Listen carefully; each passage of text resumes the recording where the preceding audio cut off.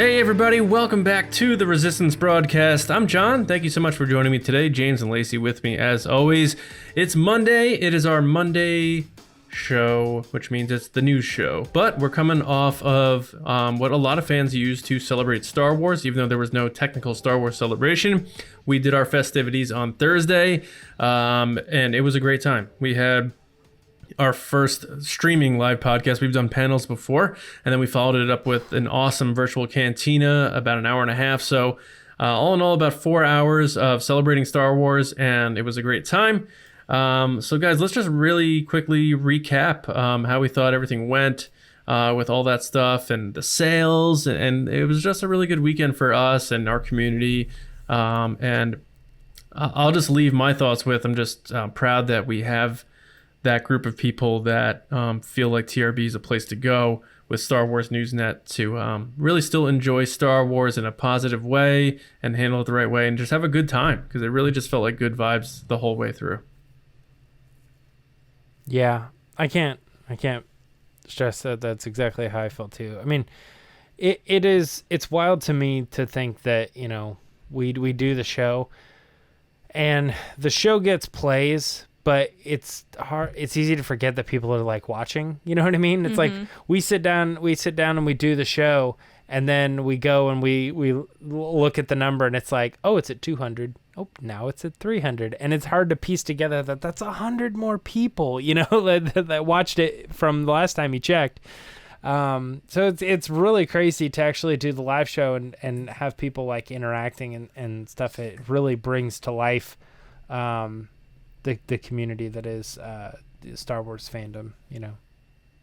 Yeah, Makes it real. It was really awesome to interact with people in the chat and laugh at people's comments and like engage in a live setting, because we did the live panel last year at Celebration 2019, and we felt the same way. Like, you say things amongst each other and you kind of laugh and giggle with each other, but then like when you're in a room full of people and they all laugh too, it's like a different feeling. Yeah. So having that live element of you know, saying something and then seeing like 15 people at once comment about that thing you've said is just really cool. That like instant gratification type thing. Yeah. Besides that, you know, it's really awesome to have everybody support us and want to be a part of the show and watch what we do. But it also makes me super sad, because it makes me even more miss the fact that like we would have all been together last week, which is like kind of just, it's disappointing. So hopefully we'll see you all in 2022. Oh God. I know one of the things, I mean, we can't really get into some of the stuff we were reaching for to do at Celebration, but I know one of the things we had bounced around, which is probably safe to talk about, is we wanted to do like a giant Make Solo 2 Happen group photo by the Falcon. I know that was one thing we were thinking about doing, but we can't do that. But as we talked about this past weekend, and you know, maybe you missed our show and you can go back and watch it now, but we're going to do some cool Make Solo 2 Happen stuff next month when it's away from the Celebration stuff, so there's less clutter, and also before Mandalorian. So we're going to do one last like Q4 push, if that it's even Q4, for Make Solo 2 Happen for 2020. But we have pins coming, right, James?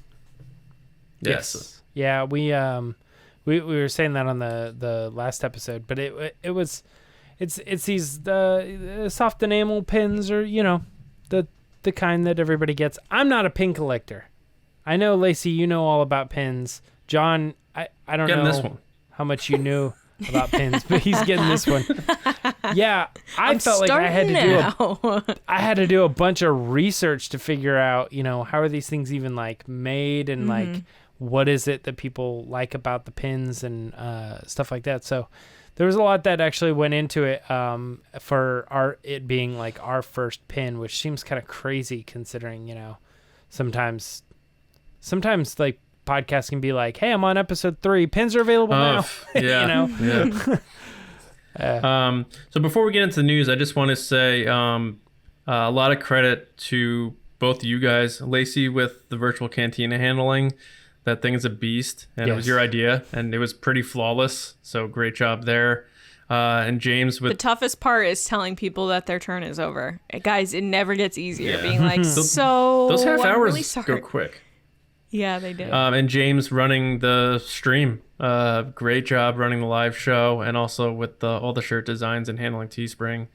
Like that stuff, like I feel like sometimes people are just like, oh, it's just there and that's happened. But it's like there's a lot going on with the pod, and a lot of the support that people give us the incentive to put the time in and do that stuff. So I thought everything went really well. It was really great. But here we are doing a Monday news show, and there's a lot to get into. Some rumors, the president of Lucasfilm talking. So both ends of the aisle here. So James, why don't we fire up the old Resistance report? It's the Resistance. Oh, I don't know if we're excited about this first story or not. Well, Kathleen Kennedy, president of Lucasfilm, was sitting down with the Wrap, and she was asked a lot about the future of Star Wars, and she mentioned some stuff that involved the Obi-Wan show and how it was being done by Deborah Chow and how they were really excited about it and other things like that. But I think the big takeaway from most fans out of this story was the fact that she said, when it comes to the movies, like we're not really working on anything right now. We're kind of sitting back and letting George's creation kind of breathe and all this. And I don't know. I felt like, I don't know, so deflated by the comments, knowing that, there's so many other franchises out there that want to, that just want to take advantage of the Star Wars fans, and like Lucasfilm just seems to be like chill about it. We can get into, more of our feelings here. John, what did you think about when you heard the story? Well, you saying that makes me think of like an analogy where someone's in a long-term relationship and they're comfortable and they're always popping the sweatpants on Saturday night instead of trying to impress their significant other. And Kathleen and the creative team have the elastic waistband Hanes on right now as Marvel's making dinner reservations and DC's making reservations to take us out to dinner. So I think that's a good point. But yeah, this to me, it's funny. I talked to some people, like colleagues at Star Wars Newsnet, who were like, see, this is proof she's not going anywhere. She's talking about the future. That means she's in there. And I'm like, I took the exact opposite of that. This to me sounds like something a placeholder would say. Like, you're the president of Lucasfilm and you're saying things that you said 9 months ago when I don't know when this airs. I think this is the very end of August. Yeah. So 9 months ago when The Rise of Skywalker was coming out, these exact words. Well, we're going to take a step back right after the movie comes out. We're going to let this breathe and enjoy it. Here we are 9 months later, and she's saying they're still doing that same thing. We know they're not doing production, so they should be doing creative and developing stuff at this point when there's this pandemic going on. And then, the other aspect of it is, it seems, I talked to someone else who works with Disney, and they said, this sounds like something she should have said in 2012. We're taking George's story and figuring out what Star Wars is, not after you do a whole trilogy. And here we are 8 years later, and you're trying to figure it out. So I'm not happy about these quotes at all. You hear whispers that Kathleen Kennedy is kind of the senioritis, and her contract's going to run out next year, and maybe Disney's going to be making some moves, and she's just out there saying what she needs to say for now. But boy, thank God for The Mandalorian, right? I know we got Kenobi coming up and Cassian, but she spent half this interview talking about everything everyone's been talking about, the technology of The Mandalorian and Baby Yoda. And granted, she was asked about it, so she has to talk about it. But I bet she was happy to talk about it, because I'll give her credit for being a part of creating these shows and moving Star Wars to Disney+. But when it comes to the future of the movies, like, what does that mean? What is Taika doing then? Like, what's the Kevin Feige produced movie? Like, it was a pretty deflating thing to hear from the president of Lucasfilm. And what's odd is, my speculation on this is coming from a negative place. It really, to me, sounds like somebody who is just saying something as a placeholder.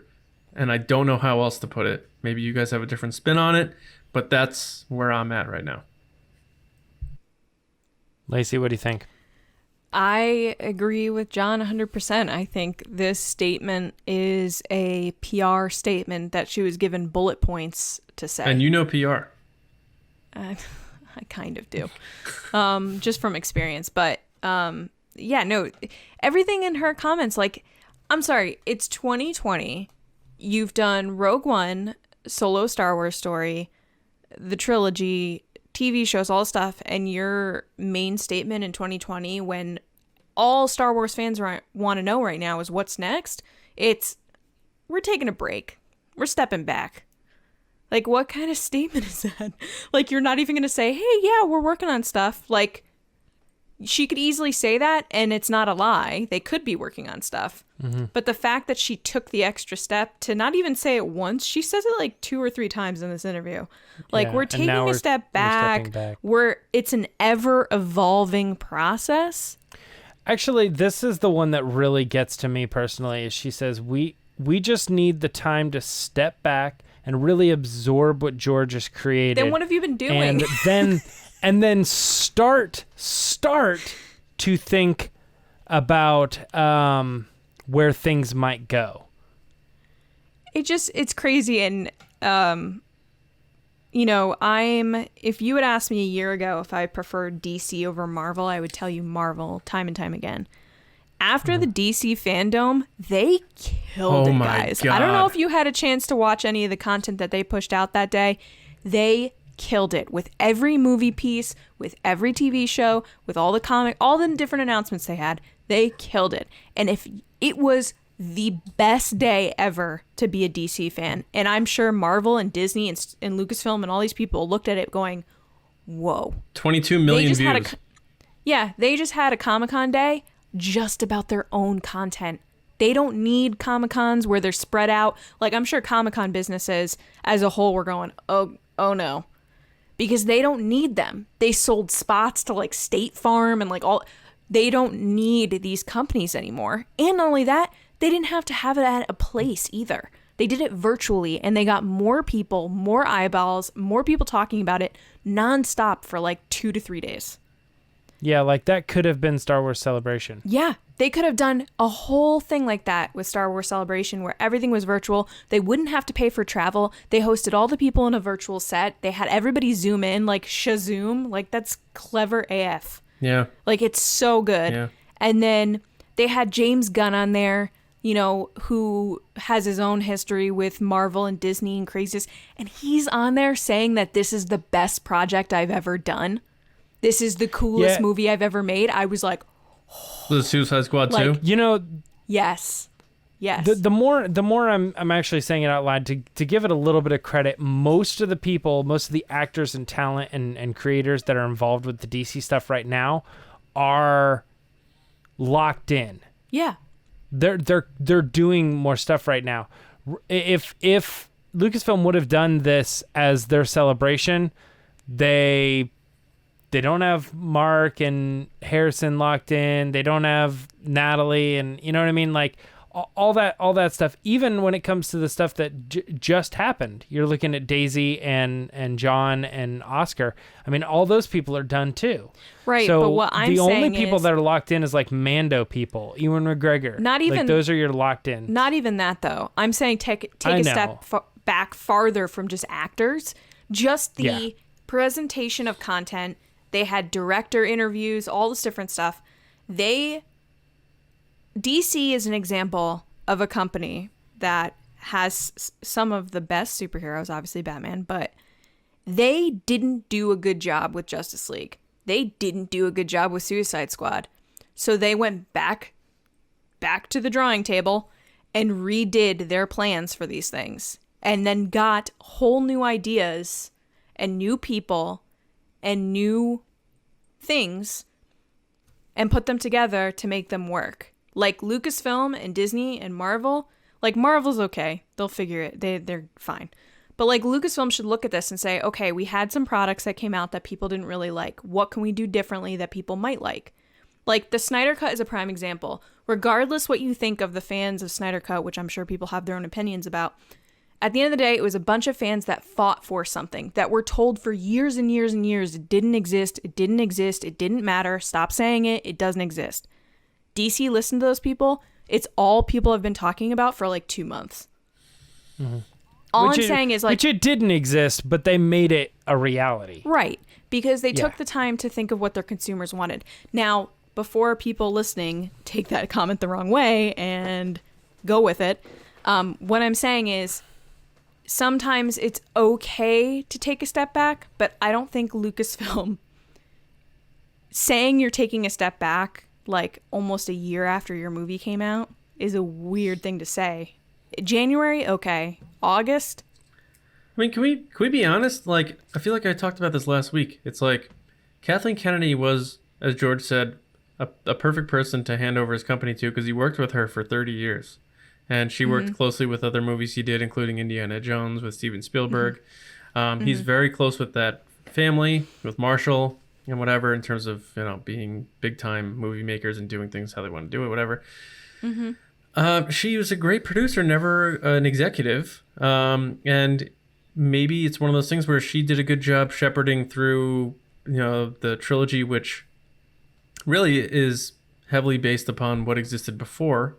And that includes Rogue One and Solo. But when it comes to new things, like, that's Jon Favreau. And, you know, he brought Filoni in, obviously, to help him enrich it in terms of Star Wars history and lore and what have you. But I think, who's the creative team at Lucasfilm? Like her and Michelle Redjwan? Like, I saw their interviews during the Rise of Skywalker documentary. I'm sorry, but I don't think Michelle Redjwan knows what the hell Star Wars is supposed to be or what it is.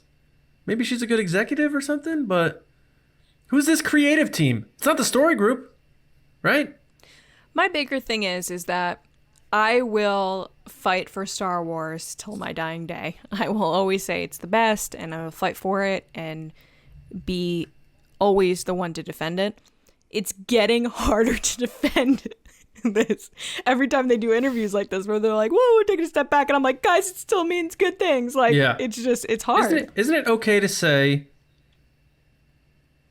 and I'm saying it, so I hope it's okay, I love everything that they've done so far. There hasn't been a movie they've made that I haven't liked. I like Rise of Skywalker. I like The Last Jedi. There are people who like both those movies, believe it or not. Right. I like Rogue One. We all do. I like Solo. People like to pit those two movies against each other. Get out of here. I obviously love The Force Awakens. Everyone loves The Force Awakens. Mando, amazing. I can also at the same time say I think it's time for a new voice at the top of the chain for Lucasfilm. Clearly, that's what needs to be done. And if Disney is, you know, having a hard time because of the finances, and which they are, maybe they're looking to make some moves, I'd be completely fine with Kathleen Kennedy leaving, and it doesn't mean she was a failure, because I loved everything she did. So I think it's not all or nothing, like, we love Kathleen Kennedy, she needs to stick around, how dare you say that, or she sucks, get her out of here. You know, it's okay to not be an absolute, because only Siths are absolutes, right? So, right, you can have a basketball team where Michael Jordan's on it. Eventually, he's going to age out of the team, and you have to put in new players. There you go. Yeah, I like the sports reference. Yeah, you know, it's kind of weird. I remember we had a specific episode about the story group, and it was like, what would you say you do here? Like, we're trying to figure out what they were even doing in the regular... nailed it on that episode, by the way. Everyday lives. But it's kind of funny because I think about, like, someone who's sitting in the story group's position right now, and they're like looking at the books. They're like, all right, we got Chaos Rising coming out. We got another Alphabet Squadron. We got the Clone Wars myths, dark stories. We got the other Clone Wars book that's coming out. We're still working on the next. You know, I mean, like, I could see all those things, and they're like trying to put together. That's a day to day thing. And then it's weird because I flip over to like Kathleen Kennedy's office, and you're like, Kathleen, are you in here? Kathleen, and she like sits up in her chair. She has that ping pong paddle with the rubber ball at the end. She's like, yeah, she's like, Jedi. She's like all the meetings are like they all gather and they spend, you know, like 20 minutes just kind of chit chatting. They're like, all right, we should probably get to it. Lunch, anybody? Anybody got any ideas of where we want to take the whole franchise now? Michelle Redjwan's like, Kathy, why don't we move this party to Applebee's? They have outdoor seating, social distancing, regroup, do it there, and then they just get loaded up on wings and appetizers, and they're like, all I'm thinking about is The Office. Can we get a Bloomin' Onion? Can we get a Bloomin'? Yeah, except they don't seal the deal like Michael Scott did. Let's get a Bloomin' Onion. Yeah. There's one person in that meeting that's lost all faith in Lucasfilm, and they're just like texting Kessel Run Transmissions or whatever, you know, like they're like, yeah, I don't know, dude. They're talking while like sticking Southwest egg rolls on each of their fingers. Show now, yeah. Have you done that? Because you did that very, very quickly. No, but I've done it. No, I have not. But I have done it with like bugles. Like the little dirtbag mode engaged. Dirtbag mode is real. No, I don't know. My last thing on this is it's a little. I don't be surprised, I guess, if you see a narrative shift in the voice of Lucasfilm under the Disney branch from what they've been trying to do, which is like not upset their fans that are upset. You know what I mean? I think they may just do more of a tough, you know what, and like less. Oh, well, come on the Star Wars show and let's talk about it. Nah. I think Disney's like, tighten it up. Tighten up the belts. Yeah, I think just, I don't know if Lacey has anything more to add, but like, I think we all are just kind of like bummed at that news.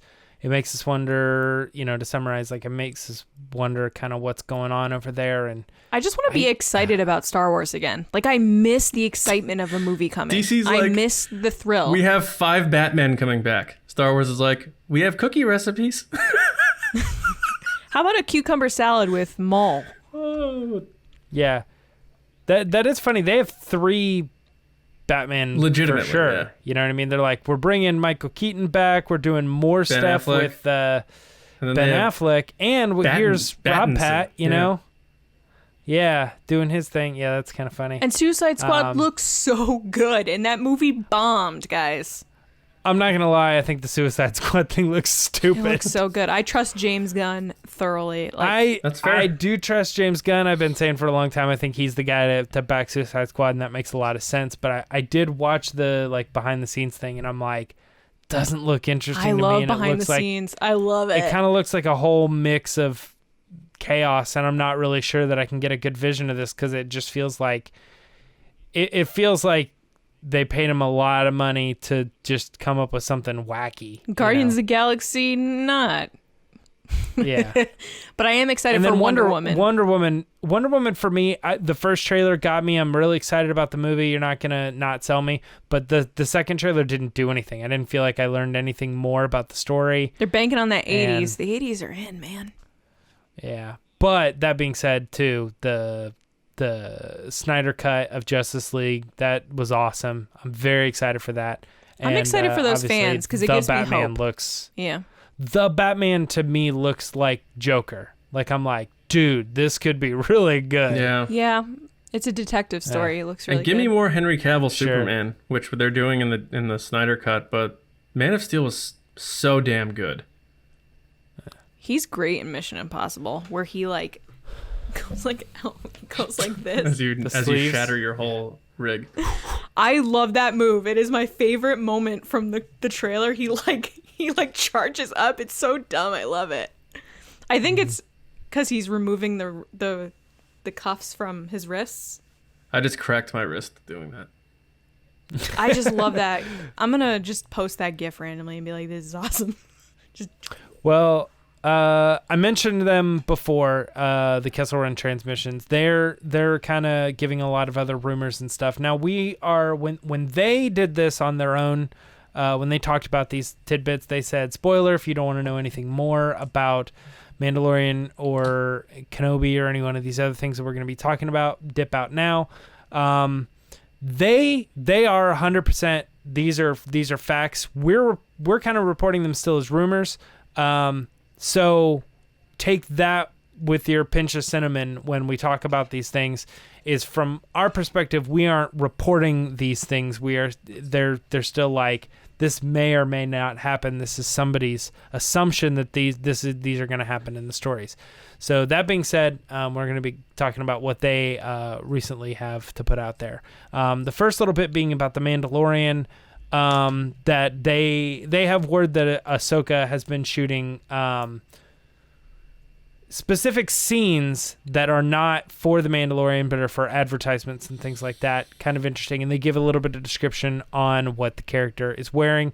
And then as far as Kenobi, they talk a lot about how the show is going to be emphasized on Clone Wars, flashbacks, Hayden Christensen coming back, and the fact that Commander Cody is going to be a main character, whereas the show is now kind of like, I don't want to say now, but the script is kind of a story about the hunt for Kenobi. This is pretty much kind of like a broad overlook of what they put out there. So, Lacey, I'm starting with you.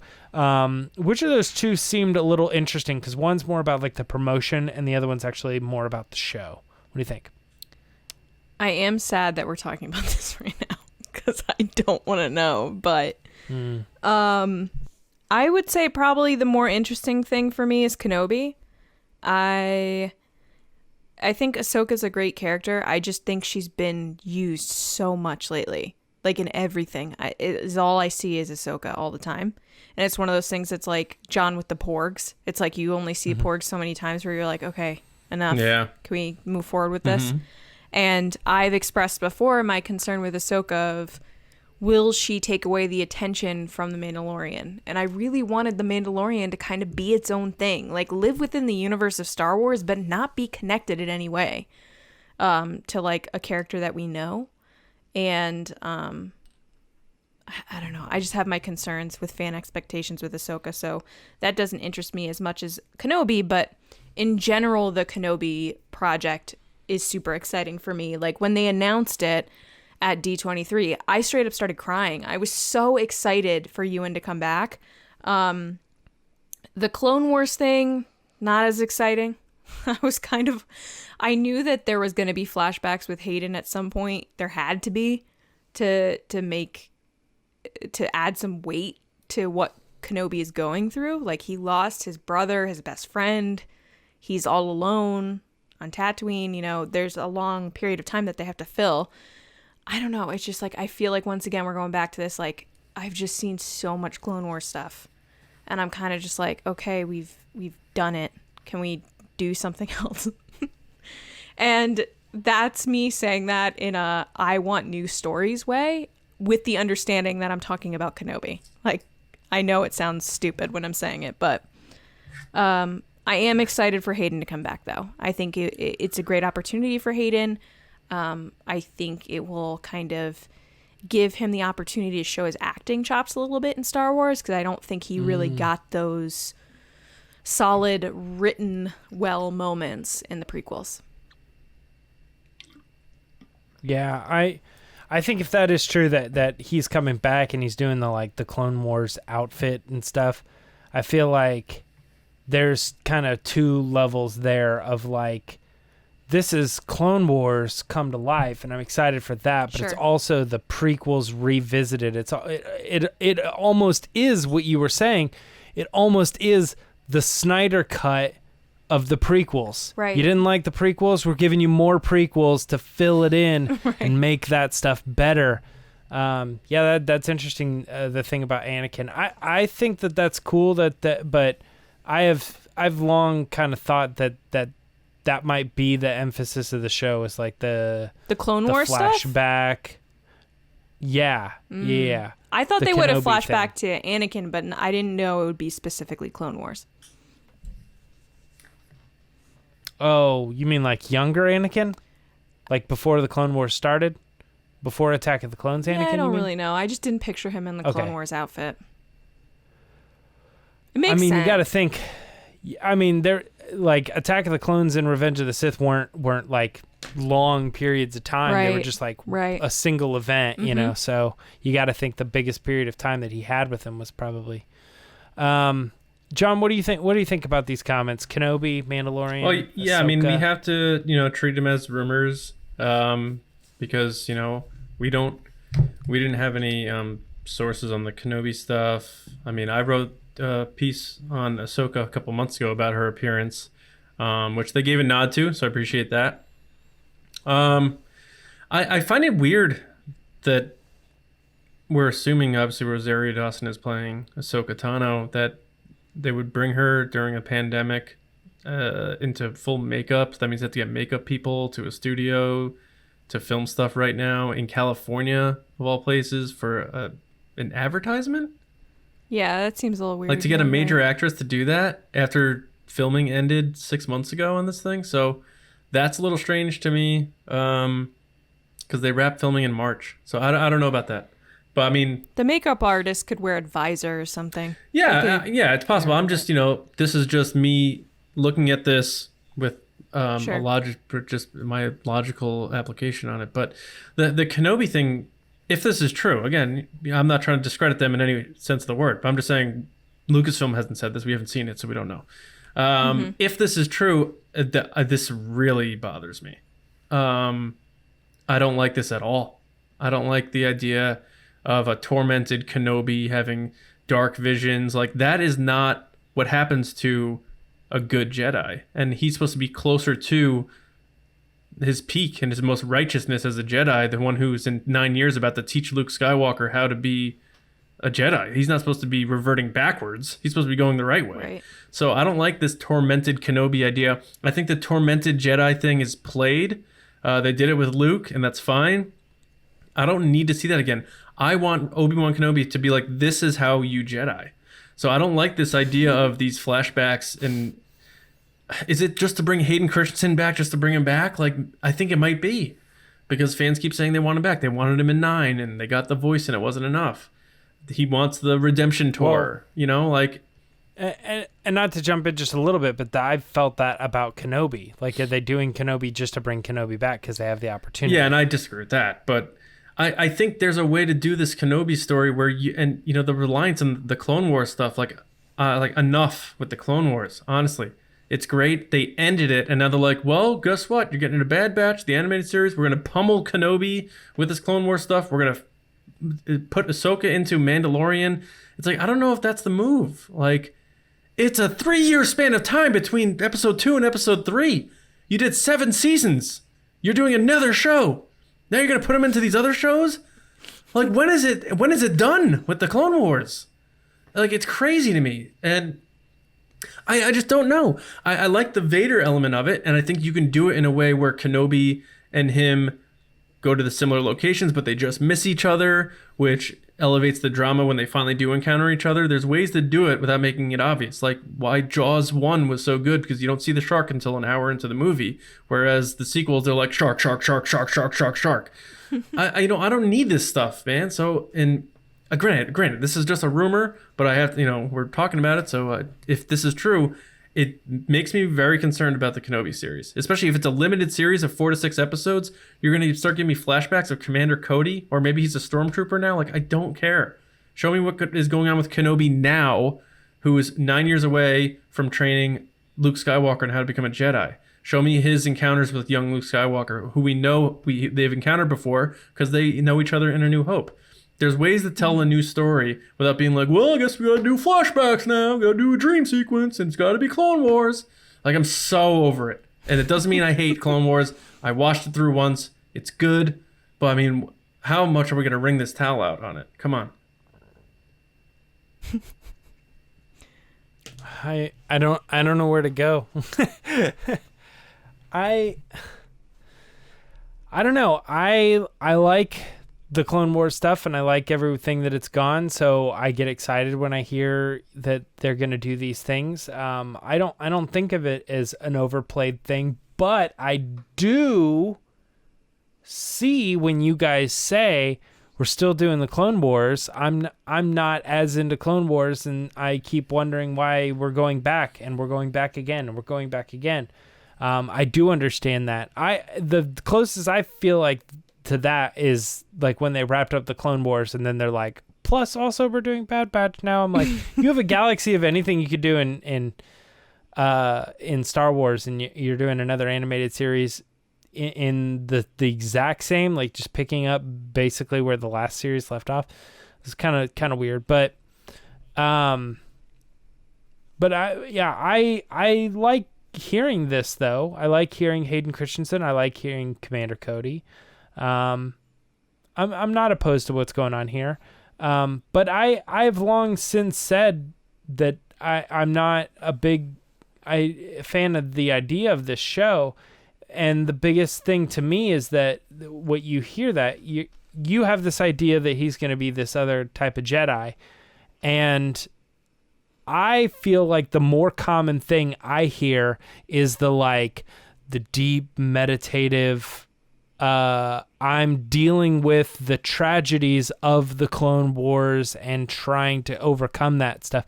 And now that there seems to be a little bit more of a shift in that direction, they're saying like it's more emphasis now on Clone Wars flashbacks and him trying to, deal with that. I feel like that's more like them listening to what people want out of a Kenobi series. Can I say one more thing? Yeah, sure. Good.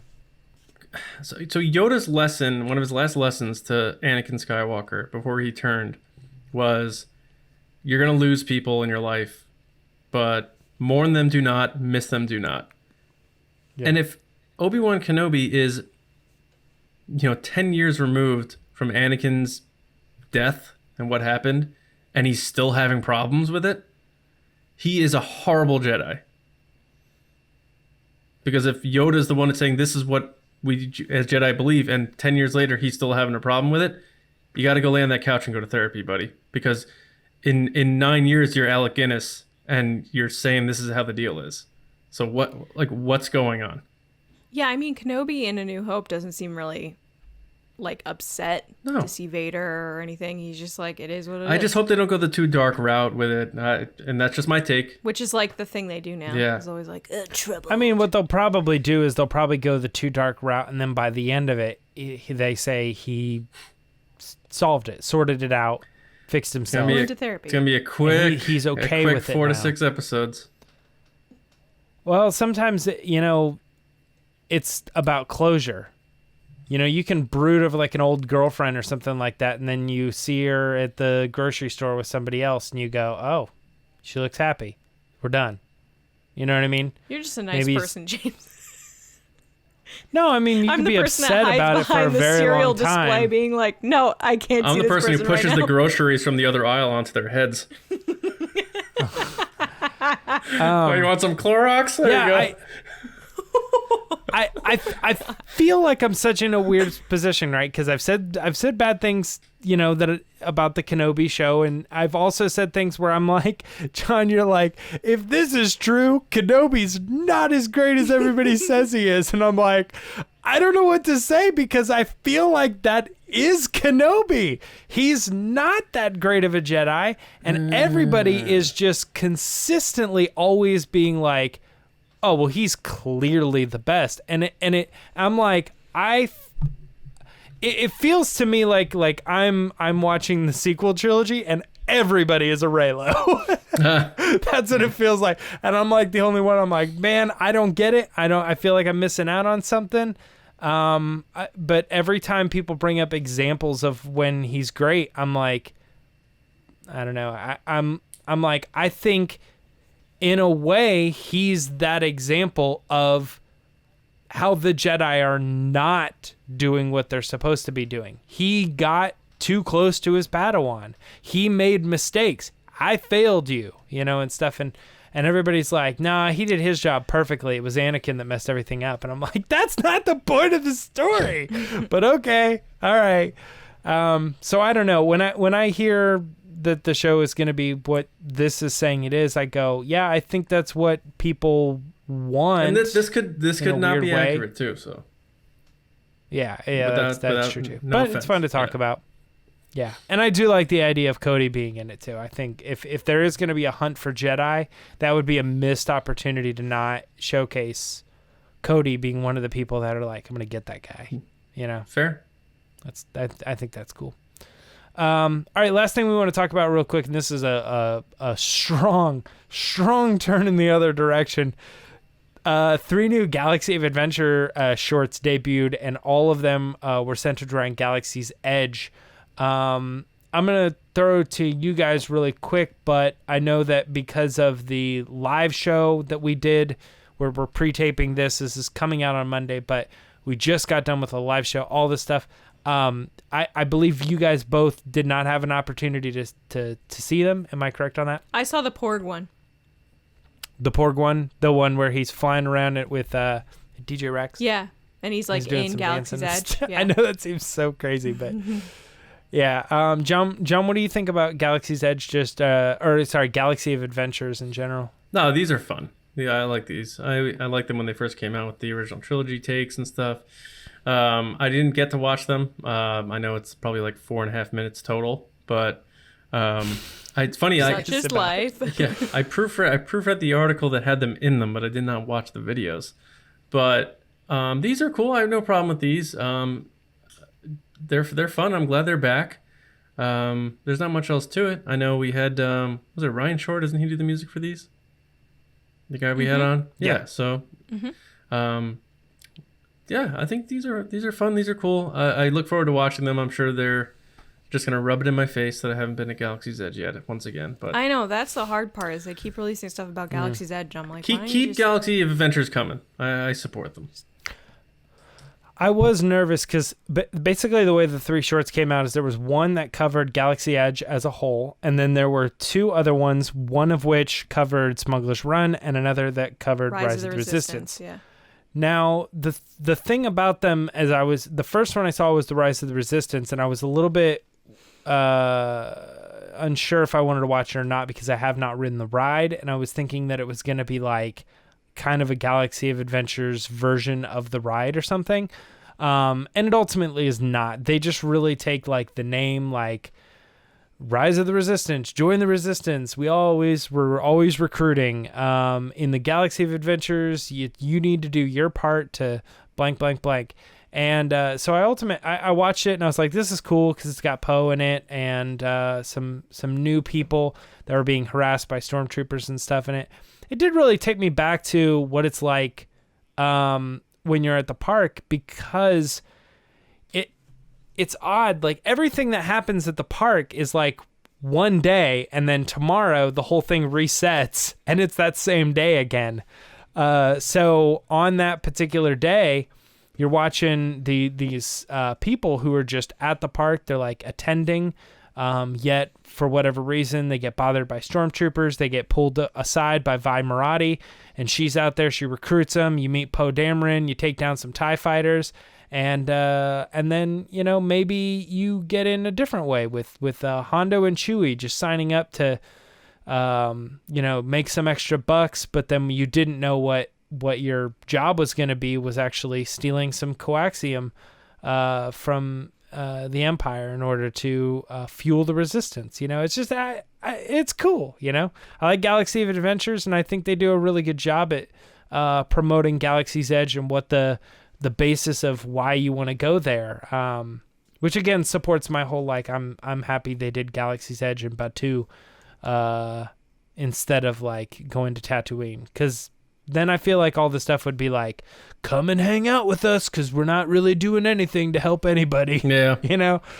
Yeah. I like the idea of getting involved and light your spark and fight the bad guys and all of the youthful propaganda around it, So it's cool. But that's it, right? That's it for Resistance Report. Let's head over to Lacey's section here that she likes to talk about. It's called the Patreon. What's it called, Lacey? What's it? Pod race. Pod race. Guys, it's time for the Patreon pod race.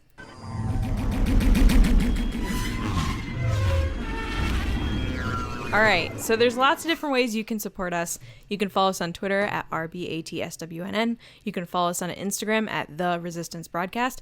Or if you want more access, more exclusive stuff, more videos, etc., you can head to patreon.com/Resistance Broadcast. Starting at $2 a month, you can get access to our extra content. And then as you move up in the ranks, you get mailings, Discord exclusive chats, all different types of stuff. So going on right now, if you were thinking, hey, maybe I will join, now's a good time because we have currently a special offer running where we have a 4-pack of vinyl stickers that are the stickers we designed and created for Star Wars Celebration that we got printed. and we're giving them to people that join the Resistance because we would have met you in person. Unfortunately, we didn't get to, so we want to welcome you into the community. So that's for commanders and up. So sign up now because the offer ends soon. And a bunch of people have. Yes. Yeah. So thank you. Yes. So we want to take a second to thank our highest tier, which is our generals. So thank you, Carmelo, Andrew Staley, Jeremy Myers, Neil Shaw, David Probus, John Reese, Micah Harrison, Jetta Rosewater, Michael Gaines, Bethany, Russ Harbison, and Kendall Gelnar, who enjoyed winning the Baby Yoda Big win. from our live show. He won the special, like, foot-tall Baby Yoda statue. Gentle Giant, yeah. From Gentle Giant. It's so cool. I wish I could have won it myself. But this week we have a rotation slot, which is exciting. So we're welcoming in General Michael Gaines, and we asked him, what is your take on the future of movie theaters in a post-pandemic world, and how do you think Star Wars will adjust debuting/delivering future films based on your answer? Michael, take it away. So I personally think that this whole thing is temporary. Meaning, it's been a long 6 months already, but I really don't think that this is going to go on for another 6 months to maybe a year. But I'm not a doctor, so that's just my feeling. And I think that by the time a new Star Wars movie comes around, where they are going to start working on it again, this whole thing will be behind us and it won't make a difference. That said, I think that in the short term, things are going to have to change. Like, for example, Bill and Ted comes out tomorrow. I'm not going to go to a theater to see it. And what's going to get me to go to a theater in the middle of a pandemic? Nothing. Not Wonder Woman, not Star Wars, not Bill and Ted, not anything. So I think that the best thing for theaters to do is just put everything on hold until this goes away. And I really think it will. But seeing a Star Wars film without a crowd is going to be different. And I don't think that's going to work. And I think the people at Lucasfilm know that. So without a crowd, without cheering, it's not going to be the same. So we're just going to have to wait. That's my thought. Thanks. Love the show. Great job, Michael. First of all, love your rotating poster in the background. For those that don't know, Michael has this really cool TV screen that he set up vertically, and he rotates through movie posters. So it's always changing. So he doesn't have, like me, I'm the schmuck with framed posters on my wall. He has really awesome high-res digital version so that he can always just put what he feels on the wall. But yeah, so John, what do you think? Yeah, I align with a lot of what Michael has to say. He's old school in that regard. He appreciates cinema, appreciates the theater experience, probably cherishes it a bit more than maybe kids would today, the tablet generation or whatever. But he did say, you won't get me to a theater right now. So he is being very cautious and conservative in terms of what's going on with the pandemic, which I respect. He said even if a Star Wars movie came out today, he wouldn't go see it in the theater. But he thinks that Lucasfilm believes in the experience of seeing a Star Wars movie for the first time with a crowd. He said you can't replicate that at home. And I know we don't all agree with that, but I agree with his take on that. And I'll double down. The rotating poster thing is brilliant. It looks like you have a Boba Fett action figure there. I'm not sure which one it is. I don't know if it's vintage or Black Series, but I think that's so cool that you do that. And if I ever could figure it out, maybe one day I'll do it. But thanks for your support, man. Good job. I feel obligated to say awesome poster, right? Because everybody's saying it. And I'm actually a little stuck on John's like tablet generation. Like I think that's pretty funny. Well, there's Gen X, Millennials, Gen Y, Gen iPad, and then Gen Oculus Rift, right? Yeah, like, no, yeah. Gosh, this question. I mean, who knows? But I think you're on the right term. On the right route with this. Because right now it's kind of weird. Nobody really wants to go back. I feel bad for Tenet, not going to lie. And then we'll slowly work our way back into it. The good thing about everything that we're talking about in the Resistance Report is the fact that Star Wars is like, I don't know, they're Cloverfield locking themselves away. And then in 2023, they're going to come back out and be like, we've come up with a lot of really great stuff and we're excited to show you in 5 years. But no, in 2023, yeah, we'll hopefully get that movie. Everybody will be back to normal. I would hope so. Jeez. But yeah, thanks for doing the pod race, and it's really good to get different faces in with the rotating slot and stuff. So glad rotating poster, rotating slot, right? Yeah. Boom. Michael, thank you so much for your support. It means so much to us. Great answer. I really hope to get to a movie theater soon. I miss going. I want to go to there. I want to go to there. All right. Now we're going to go to John for Ask the Resistance. Okay, let's do it. Time to hear the questions and ask the resistance. I've been wondering, what are midichlorians? All right, so we have 3 questions this week. We did grab a couple from our resistance officers on Patreon because our Twitter feed was just so busy with the live show and the giveaways and the t-shirts and celebration everything. Stuff. Yeah, so we do have one here from who we just mentioned, General John Reese over in the base. So Lacey, this one's going to go to you. John wants to know, with extra years of space between Rise of Skywalker and the next movie, do you think the 2023 movie will help ease the divide in fandom? Hey, John. Thanks for your support. Thanks for your question. I think, as with anything, time will make things better. I think right now we're kind of in a crazy position of the world isn't in a great spot. So people have more time on their hands. I think people are unhappy with how the Rise of Skywalker was handled from all different angles. My hope is that by the time 2023 rolls around, it's a brand new story that's not tied to anything. So similar to The Mandalorian, there are no expectations and people are just going to go back to, hey, this is something new none of us know about.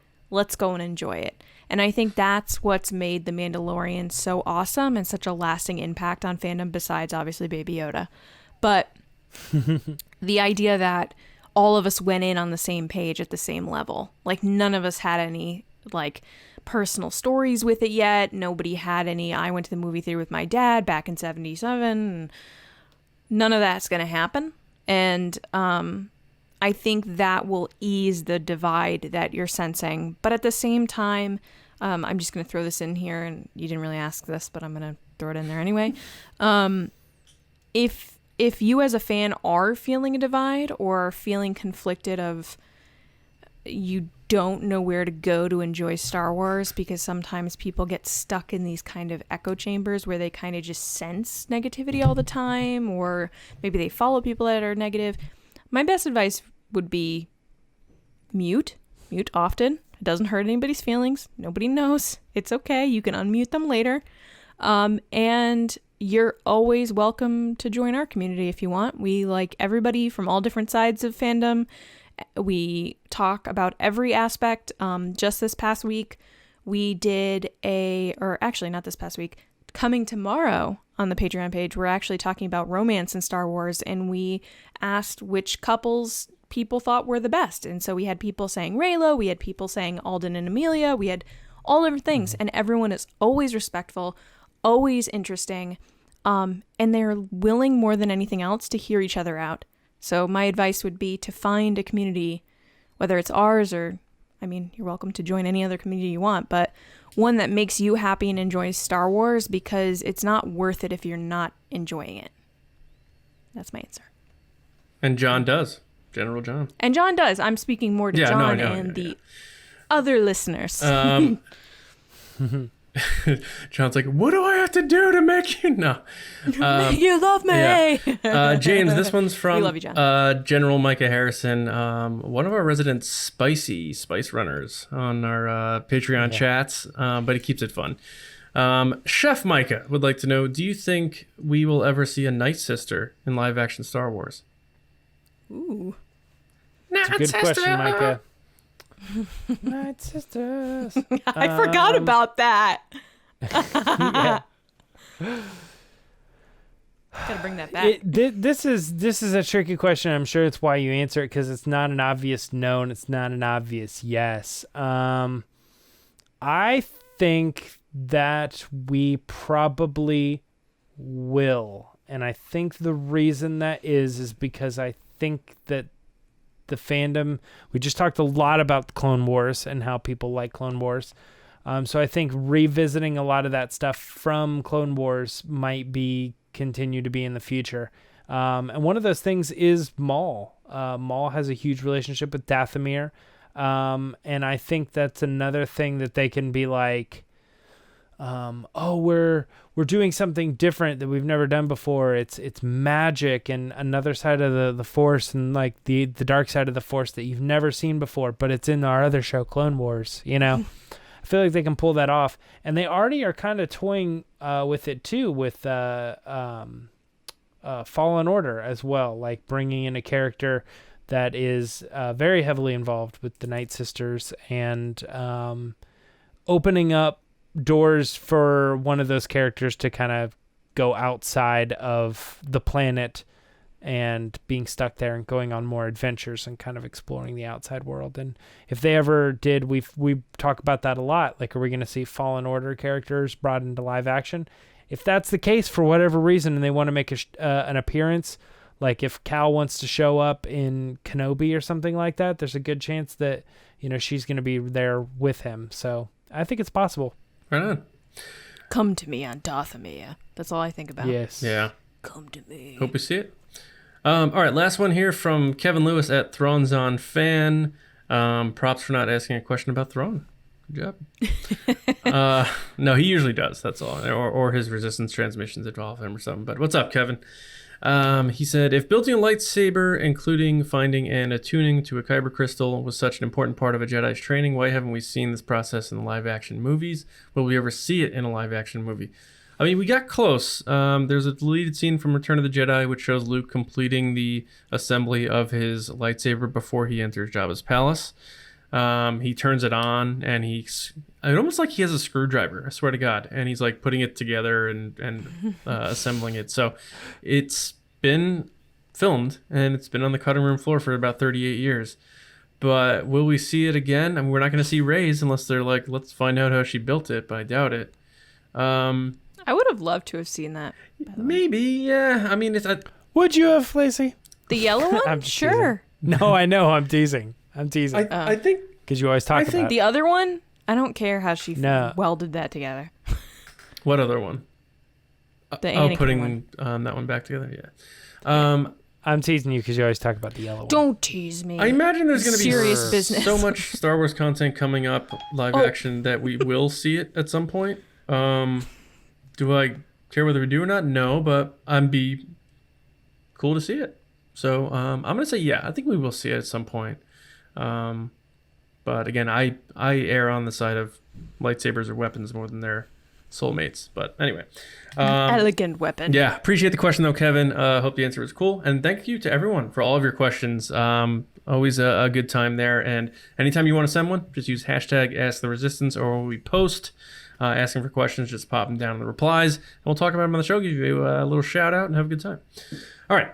That wraps it up here, guys. That brings us to the end of the show. We want to thank everyone for listening and watching, being a part of the Resistance. Make sure you subscribe to the show on Apple Podcasts, SoundCloud, Spotify, YouTube, Podbean, wherever you get your podcasts. Go to StarWarsNewsNet.com every day for all of your Star Wars news, reviews, editorials, information, and more. You can find me on Twitter at Johnny Hoey and at StarWarsNewsNet.com. James? You can find me on Twitter and Instagram at Myra Trunks. And Lacey. So before I do that, really quick, today is the last day you can enter our current contest going on Twitter at RBATSWNN and on Instagram at The Resistance Broadcast. It's with our friends over at Jewelry Brands. Their website is jewelrybrands.shop. We're giving away a Babu Frick pin and then also a Wayfinder keychain, which I believe lights up. It's super cool. John came up with the clever name Give a Wayfinder. Just gonna give him that one. But yeah, you can enter there on those two social channels. The directions are included in the post. And if you want to get your own, don't want to wait to see if you win or not, you can head over to jewelrybrands.shop and use the code TRB at checkout and get 10% off. You can follow Boom, what a me deal. on Twitter and Instagram at Lacey Gilleran. Love jewelry brands. They are the best. Okay, and Thursday we're going to be joined by our good buddy Mark Newbold from Fantha Tracks, Star Wars Insider, StarWars.com contributor. We're going to have some fun talking to him. Actually, a little touching on what we talked about here about the future of Star Wars, and it's always a good time. We know you guys love Mark too, so enjoy your weeks, and we'll see you Thursday morning right here on the Resistance broadcast. See you around, kids.